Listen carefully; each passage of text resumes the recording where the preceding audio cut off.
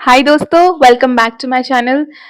मैं बहुत खुश हूँ कि आप यहाँ पे आए हैं और ये वीडियो एंड तक ज़रूर देखिएगा। आज हम बहुत इंटरेस्टिंग टॉपिक पे बात करने वाले हैं, कर्मा, जो कि हम हर वक्त इसको इस्तेमाल करते हैं अपनी ज़िंदगी में। और हम आए जाए कभी भी किसी को भी ये बोलते हैं कि आपका कर्मा ऐसा है तो आपको ऐसा फल भोगने को मिला। जी, आप सभी सही हैं, पर हम इसे अपनी ज़िंदगी में अप्लाई करना भूल जाते हैं। सही दोस्तों? हम सभी को तो बोलते हैं कि अरे यार, तेरा कर्मा ऐसा था तो तुझे ये मिला। पर हम अपनी ज़िंदगी में इसको कितना इस्तेमाल करते हैं और कितना अनुभव करते हैं, जो कि बहुत इम्पोर्टेंट है। आज किए गए कर्मा आने वाले टाइम पे या फिर आने वाले लाइफ टाइम पे भोगने को तो ज़रूर मिलेगा। चाहे उसका परिणाम अच्छा हो या बुरा, उसकी चिंता आप मत कीजिए, पर आप अपना कर्म कीजिए, पर सही कीजिए। सही चिंतन भी बहुत ज़रूरी है, इंटेंशन भी बहुत ज़रूरी है। आप मत बस फिज़िकल कर्म से ही आप सोच रहे हैं कि मेरा अच्छा होगा, जी नहीं। आप जो भाव रख रहे हैं किसी के प्रति, वो भी काउंट होता है कर्मा में। ये शायद आप सभी को पता हो या ना हो, पर इस चिंतन को हमें ठीक करना बहुत ज़रूरी है। अपनी चिंतन भाव को अच्छे कैसे रखें ताकि जो हमारा कर्म है वो भी अच्छा बना रहे।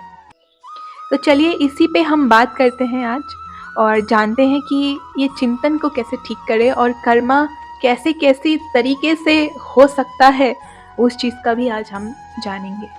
तो चलिए शुरुआत करते हैं। चलिए एक कहानी से स्टार्ट करते हैं।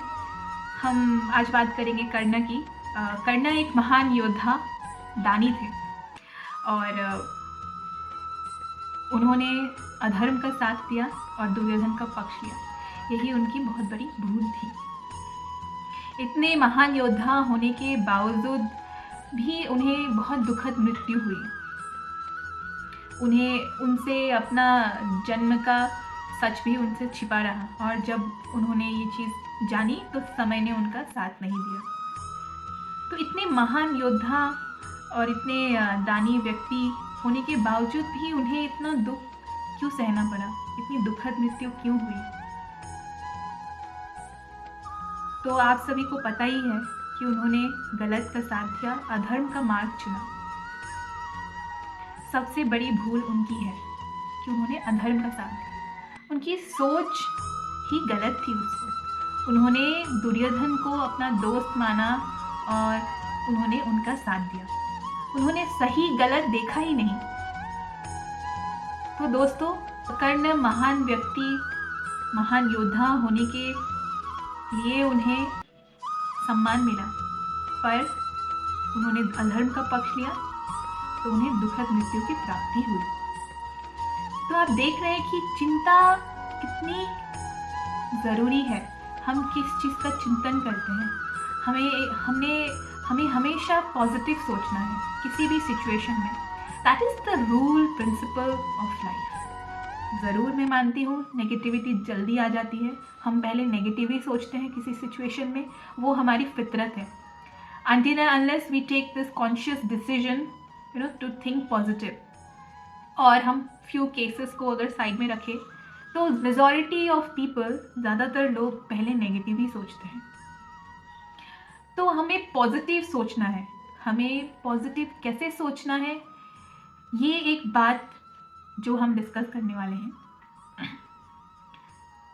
इसका बहुत सिंपल सोल्यूशन है कि आप अवेयरनेस, किसी भी चीज़ को पहले समझने के लिए, उसे हटाने के लिए या फिर अपनाने के लिए, जो भी सिचुएशन पे कुछ जो भी चीज़ लागू होती है, अवेयरनेस इज़ वेरी इंपॉर्टेंट। आप पहले तो उस चीज़ को जानो कि आप में ये कमी है। आप जानोगे ही नहीं कि आप में ये कमी है तो आप उस चीज़ को सुधराओगे कैसे? सेकेंड थिंग, आप जान चुके हैं तो आप उस पर काम करो। धीरे धीरे धीरे, बूंद बूंद से ही तो सागर बनता है। धीरे धीरे आप देखोगे कि वो जो नेगेटिविटी थी वो पॉजिटिव में बदल चुकी है, क्योंकि नेगेटिविटी फीड्स ऑन पॉजिटिविटी। मेरी एक दोस्त है, उन्होंने बहुत सुंदर बात कही थी कि देखो पुष्पा, तुम क्योंकि लोगों को हमेशा एडवाइस देती हो, उनका अच्छा ही सोचती हो, तो नेगेटिव लोग को ही तुम ज़्यादातर अपनी लाइफ में खींचती हो, क्योंकि वही पॉजिटिविटी लेने आते हैं ना। अभी जो इंसान ऑलरेडी पॉजिटिव है वो तो आएगा नहीं ना पॉजिटिविटी लेने। सो उन्होंने बहुत अच्छी बात करी कि आप किसी को भी ऐसे ही फ्री में ज्ञान मत दिया करो, या फिर फ्री में, या फिर अनटिल अनलेस वो पर्सन को बहुत नीड ना हो, आप उनको सहयोग इतना मत किया करो, क्योंकि आपकी एनर्जी ख़त्म हो रही है, आपकी जो सोल पावर है वही कम होते जा रही है। So she said it so beautifully. Shout out to Sonali. उन्होंने इतना बढ़िया मुझे कहा, जबकि मुझे ये बात पता थी, पर उन्होंने ये कहते ही मुझे ये चीज़ का और अनुभव हुआ। तो आप देख सकते हैं पॉजिटिव लोगों के साथ रहने से आपका जो मन है वो और पॉजिटिव होता है। आप देखिए उन्होंने कैसे मेरे अच्छे के लिए सोचा। तो second important thing is to be with positive people, जो बस अच्छी और पॉजिटिव बात कहते हैं, है ना। ये बहुत बड़े बड़े लोगों ने भी कहा है कि surround yourself with good people, positive people. आप देखोगे धीरे धीरे आपकी लाइफ में ये चेंजेस आने लगेंगे। Now the third important thing is ईश्वर का स्मरण करना, क्योंकि हम वहीं से आए हैं और अंत में वहीं जाने वाले हैं, और हमारा जो सोल का पर्पस ही है to connect with the Lord.